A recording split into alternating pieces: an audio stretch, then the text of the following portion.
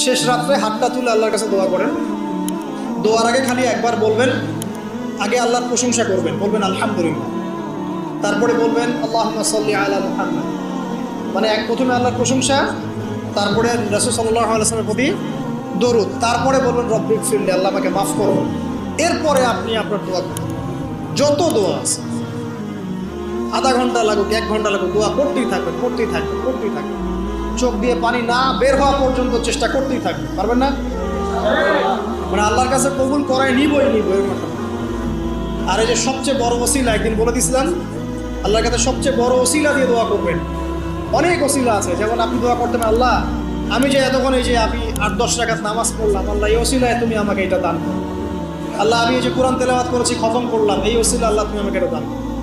আল্লাহ আমি গতকালকে এই যে 1000 টাকা সদকা করেছি, এই ওসিলা আল্লাহ পাক তুমি আমার বিপদ দূর করে দাও। এটা ভালো কাজ।